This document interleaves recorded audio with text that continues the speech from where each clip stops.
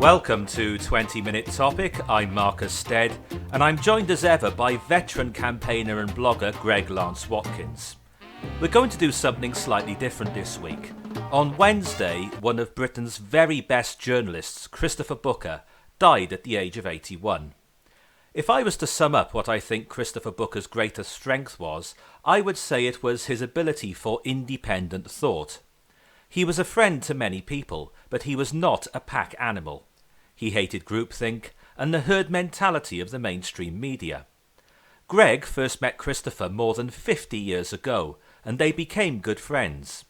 We can't possibly do justice to Christopher's extraordinary body of work in 20 minutes, but we hope to give you a flavour of what he was like, and why his work was so important. So Greg, you'd known Christopher Booker since the 1960s. Where and how did you originally meet? I bumped into him in a pub in Chelsea, and at the same time met David Frost, Millicent Martin, Bernard Levin, Peter Cook, and Willie Rushton. And I just happened to get involved in conversation with them, minded that I was some 10 years younger than them, and am now, I believe, the only one of that group who's still alive. I was hardly memorable to them, but they were very memorable to me. I also, in about 1967, was working just off Regent Street, and I was working with Big O and Splash Posters. And I remember going round to Private Eye's office to deliver some free T-shirts that we'd designed, which were the iconic Che Guevara silhouette. So you were the inventor of the Che Guevara T-shirts? Well, I was one of those who agreed that this was a good direction to go in. Shall we say? It wasn't a sole invention. Nothing was. No. But going back to Christopher's early life, this was a very, very exciting time to be young, I imagine, and a very exciting time to be in London. And Christopher Booker, his life, he was from Shropshire. He went to the same school as Willie Rushton and others who remained... Richard Ingram, for one. And Richard Ingram's. Then he met David Frost, and then we had... They went through Cambridge University, in the case of Christopher, Corpus Christi College, I believe.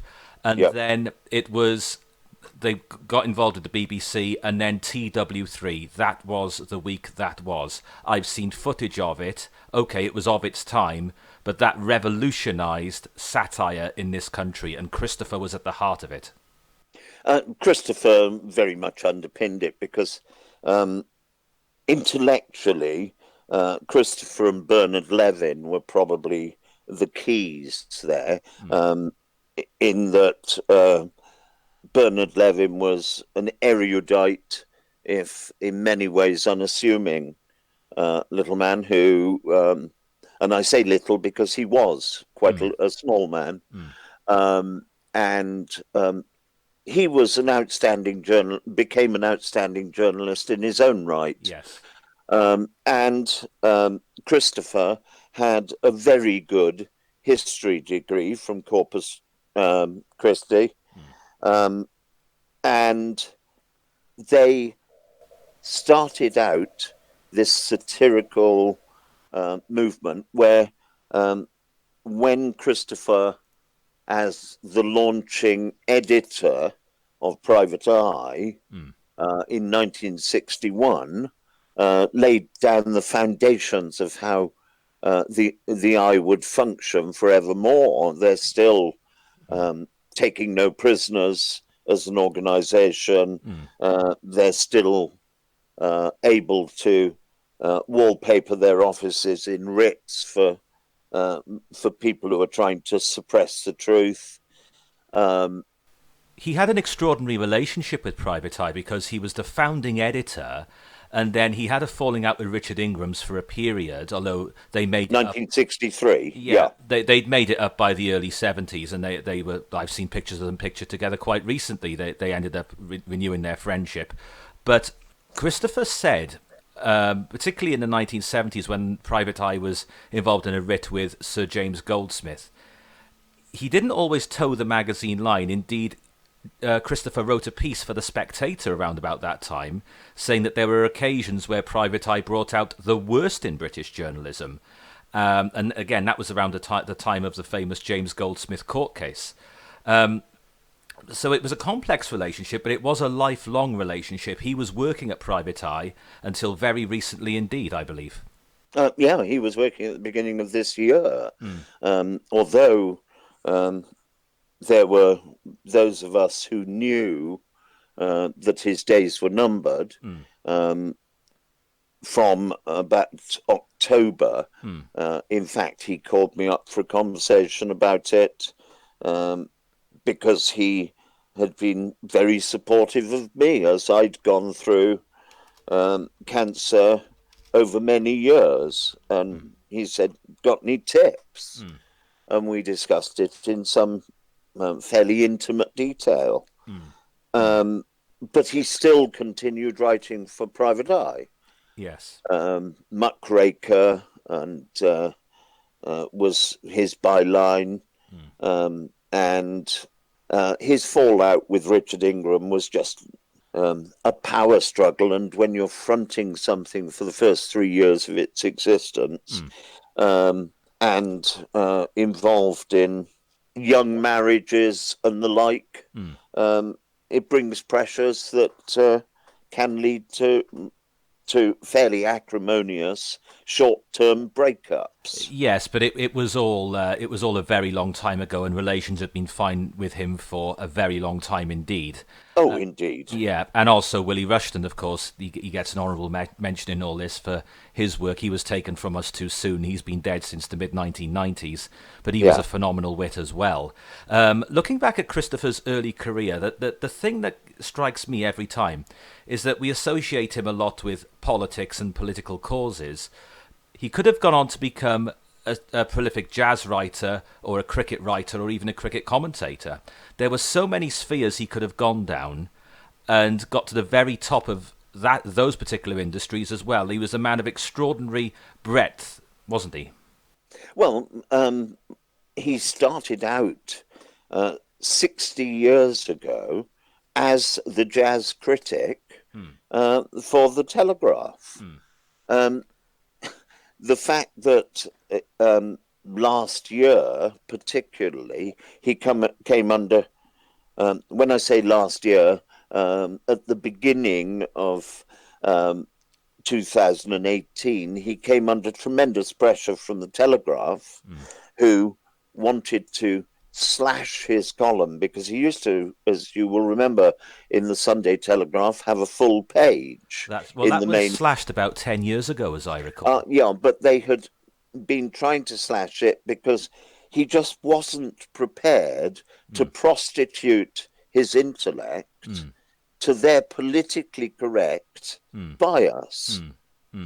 And he came under a fair amount of attack from them, from ever more useless editors who lost sight of where the Telegraph is going. It's now a comic for selling travel and books. And if you doubt that, go on to their website and you'll find that as soon as you click on a travel advert, you can't get back into the newspaper. Well, my own view of the Telegraph is that there's about 4 or 5 columnists there who I like, and I also think their sports coverage is still pretty good. But I do know what you mean about it not being the paper it was some years ago. But the Christopher Booker I remember, I'm 35, so although I have an appreciation of the satire boom and all that went on in the 70s, beyond the 60s into the 70s, I associate Christopher Booker primarily with his Euroscepticism, or to use a phrase you might prefer to use, Euro-realism, in that week in, week out in the Telegraph, well before the 2016 referendum, going right the way through the 1990s into the 2000s. I got the impression that Christopher had a very deep understanding of how the mechanics of the EU worked better than just about anyone else in this country. Um, he had an exceeding in-depth knowledge, but Christopher would have been the first to point out that much of that knowledge wasn't his. It was the research done by his partner in crime as a journalist, Richard North. Yes. And he and Richard had had an association going back into the 90s. And Christopher would normally phone Richard at about 11 o'clock at night, and they would be on the phone discussing the politics of the day and what was happening in Europe. And bear in mind, Richard had worked at senior levels in the European Union for a time. And part of his job had been pouring the drunken Nigel Farage into the back of taxis to get him out of harm's way. That's right, I'm for aware of publicity reasons. Yeah. And covering for him. So he had learnt the ins and outs of the European Union firsthand and just how corrupt it was. And he did the research whilst Christopher, with his particular arts bent, wielded the pen. And doing that, Christopher will not be forgotten because the Booker-North combination produced 4 absolutely seminal books about the European Union, probably the best known of which was The Great Deception, their latest book together on the subject, which Richard has been charged with updating as a favour to Booker.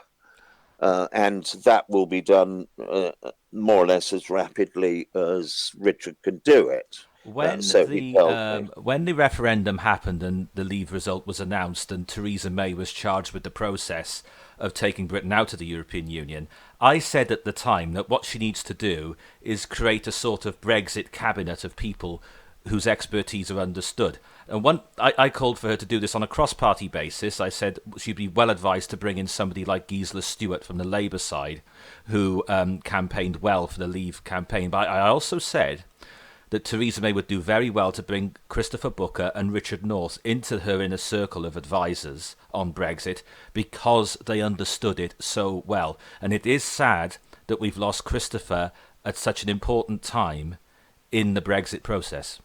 The really sad thing is the absolute self-obsession of the politicians who fundamentally haven't got a clue what they're doing or how to do it, and are turning the entire Brexit into an absolutely balls-aching debacle due to their ineptitude. Christopher Booker and Richard North tried to brief politicians, but the politicians were too stupid to understand the briefing. Yes. And I noticed a theme in Christopher's Sunday Telegraph columns in the latter half of last year into this year in particular, was that there are dangers in a no-deal Brexit that nobody in the House of Commons really understands at all. There's a danger in calling it a no-deal Brexit because it's a lie. It is not no deal. Yeah. It's a very formalized deal. No deal actually means a comprehensive deal that is not bespoke. Now, that's a hell of a lot different to no deal at all. Yes, because as Christopher himself said, and I've quoted this in numerous interviews I've done on the subject, and indeed I've included it in my own writing work, everything from getting Formula One cars in and out of this country 18, 19 times a year, to getting pedigree horses into this country for the Grand National. Okay, you may not say they're the most important things in the grand scheme of things, but these are just examples of things that would not have any legal basis under a no-deal Brexit. And Christopher wrote about this week in and week out. So Christopher, I would recommend anybody with an interest, a serious interest in this, looks into Christopher's columns for the last 2 years if you want to understand how the mechanics of the EU work and the dangers of a no-deal Brexit. I'm not predicting the apocalypse or anything like that, but there are significant risks involved, and Christopher understood them better than just about anybody. But going beyond that, Christopher's campaigning journalism, he challenged the orthodoxy of the toxicity of asbestos. He questioned the link between passive smoking and cancer, the dangers to human health of BSE, and he wrote in great depth about the myth of man-made climate change and the wobbly science behind it. This was a man who championed unfashionable causes.